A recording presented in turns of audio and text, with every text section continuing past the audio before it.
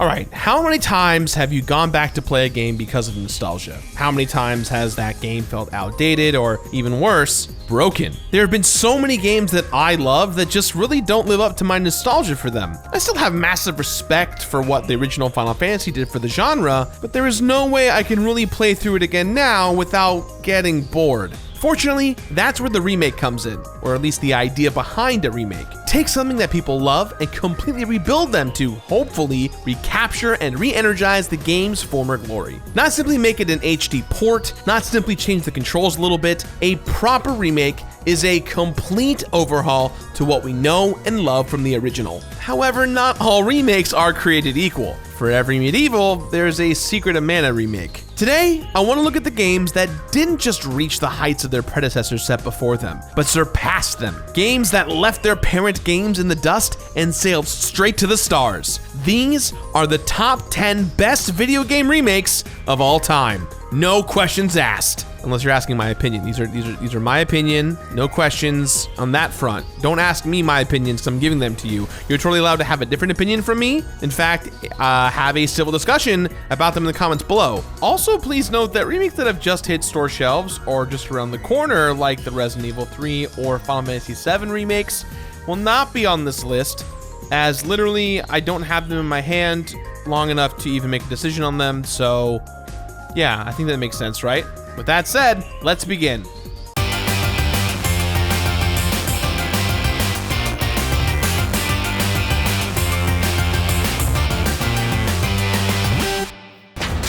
Number 10. Kingdom Hearts, the series that has everyone on the internet screaming, the story doesn't make sense, playing as Roxas was weird, and why is there an Organization 13? Where did they come from? Well, it sounds like someone didn't play Chain of Memories, and frankly, I don't blame you. The game came out of left field for fans of the first Kingdom Hearts game. Now, why on earth did Square Enix make a card game for the Game Boy Advance? Admittedly, I thought that the card mechanic was a ton of fun, but many people ignored it, thinking the game was little more than a quick cash grab. However, this weird card game on the GBA was not only enjoyable, but integral to understanding the plot of Kingdom Hearts 2. Fortunately, Square Enix realized that people would be confused and gave them a full PS2 update. Not only would people get to experience this unique game, but they'll get to experience it better than before. Fantastic 3D graphics, actual voice acting, and even the triangle commands from Kingdom Hearts 2. Although this was released as a standalone title on the PS2, I first experienced the remake on the PS3 in Kingdom Hearts HD 1.5 Remix. This not only included all of the updates I mentioned earlier, but gave the game trophy support, making it a true joy to complete. Now, I understand this game is not for everyone, but if you truly want a holistic Kingdom Hearts experience, get the full collection on the PS4 or Xbox One and give it a shot. Number 9. The primary purpose of a remake is to bring a classic game to current consumers with modern sensibilities. And you can't get more classic than with the original Donkey Kong. It can be argued that Donkey Kong for the arcade is one of the most influential games of all time, not only establishing Nintendo's dominance in the video game arcade market, but also establishing Shigeru Miyamoto and Gunpei Yokoi as some of the best game designers to ever live. Whatever followed this game had some huge shoes to fill. And I know what you're thinking, Donkey Kong Country. Nope, that's actually not what we're talking about today. Donkey Kong on the Game Boy didn't just fill those shoes. It shined them, relaced them, and got them signed by Michael Jordan. You start the game playing the classic Donkey Kong levels. And really, that's all the developers needed to do. But they weren't satisfied with doing the bare minimum. They added 100 more levels, acrobatics that Mario still does to this day, and a level of challenge that somehow made this version of Donkey Kong even more addicting than its arcade counterpart. And when the original is one of the most popular arcade games of all time, that's saying something. I'm gonna be honest here, this is the first of many Nintendo games on this list. But in the same way that the original Donkey Kong established Nintendo as a company, Donkey Kong on the Game Boy established how Nintendo would treat every remake going forward. Take whatever worked with the original and enhance it beyond belief. Never settle for the bare minimum. Number 8.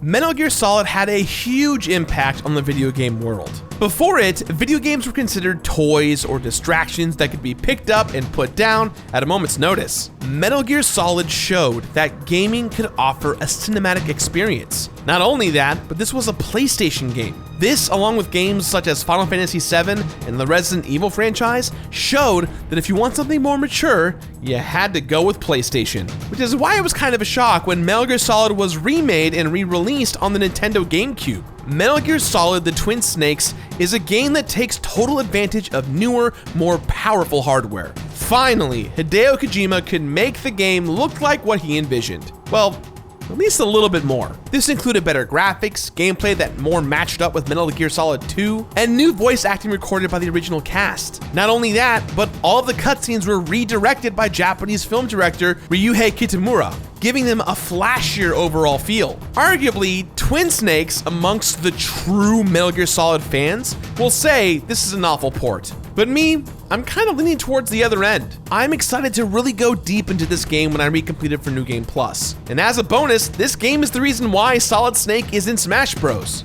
So, thank you Hideo Kojima. Number 7.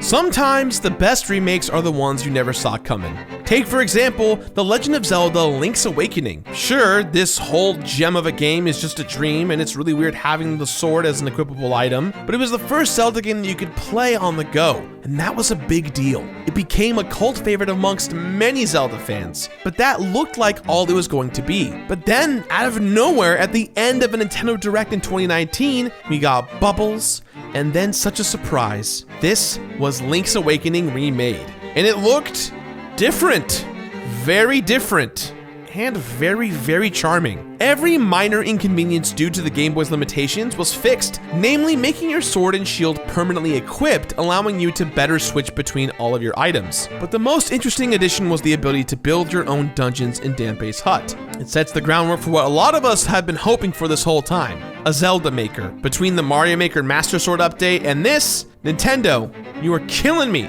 Make Zelda Maker already. But my hopes for a future Zelda aside, The Legend of Zelda: Link's Awakening on the Nintendo Switch is an awesome addition to everyone's library. It only seems appropriate that Nintendo brings one of their best games on their OG handheld, all new and improved, to their home console / handheld hybrid. Well done, Nintendo.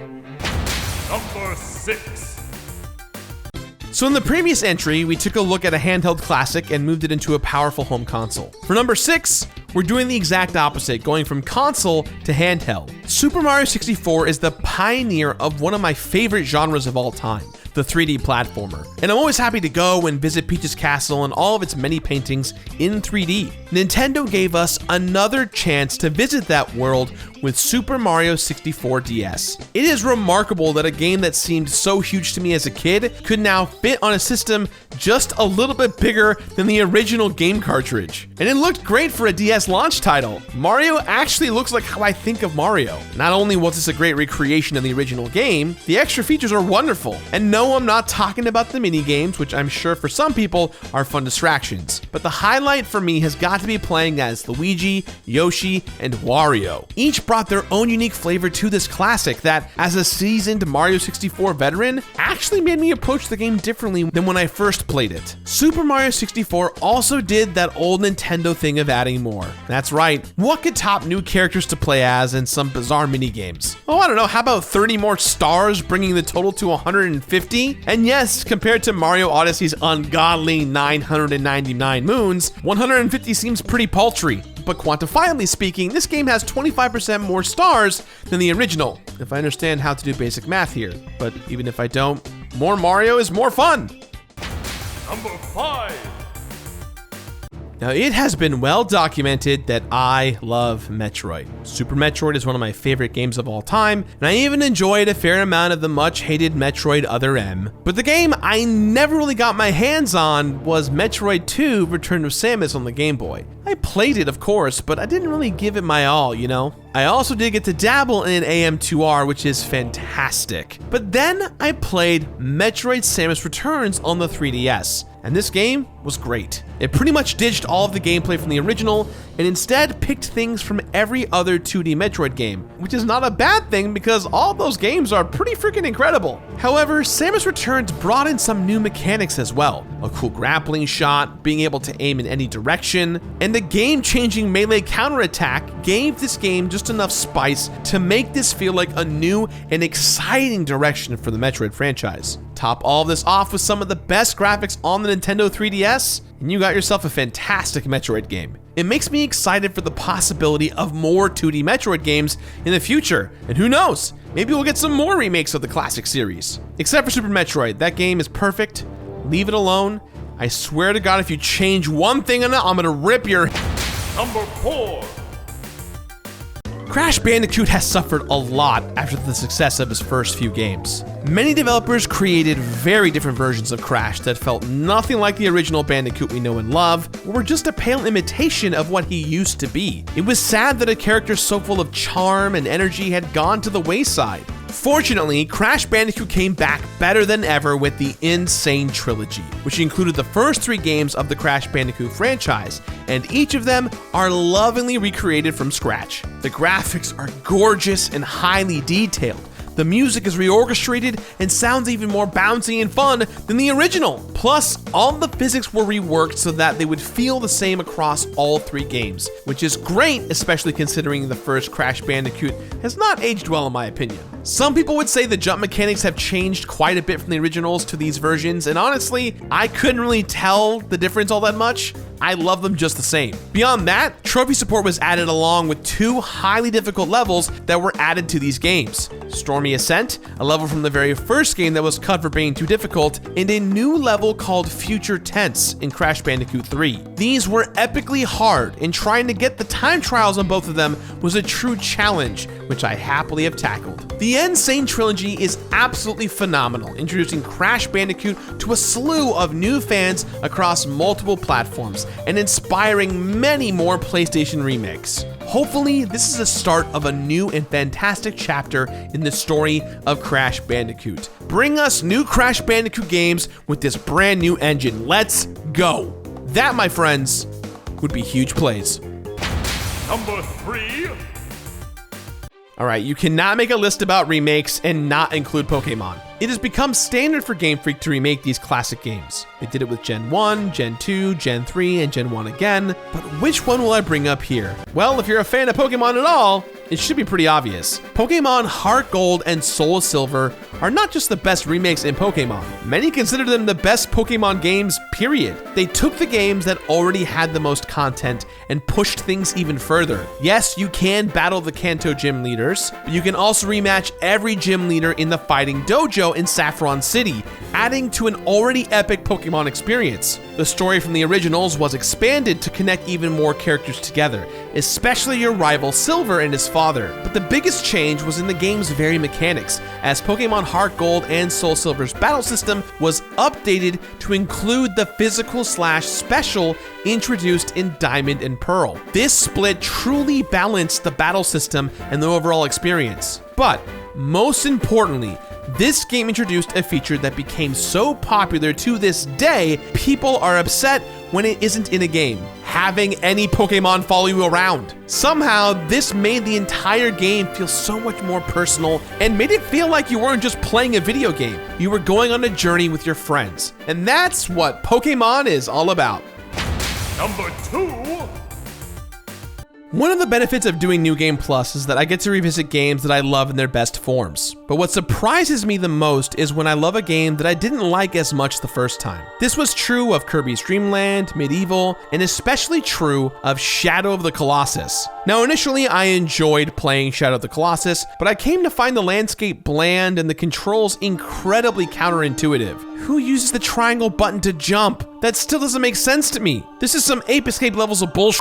This frustrated me so much that it completely detached me from the story. Yet, the PS4 remake of Shadow of the Colossus fixed every issue I had with it. The graphical details added blew me away. You could actually tell apart the different blades of grass and the hairs on each of the colossi. There were actual wildlife other than the white-tailed lizards. Instead of just feeling empty, the Forbidden Land felt like a place that had never been touched by human hands. This remake keeps the same gameplay, but the control layout is changed for the better. And sure, this may seem trivial, but it was a huge change for me. It allowed me to focus more on the story and feel all of the emotions that everyone had told me about. I finally saw this game as the work of art that everyone else was talking about. Shadow of the Colossus also offers completion bonuses that become much more accessible while keeping all the things that made many people call it one of the greatest games of all time. Well done, Blue Point Games.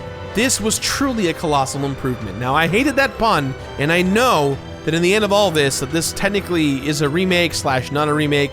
To me, it is a remake. That pun was great, and you all can accept that. Thank you. Number 1.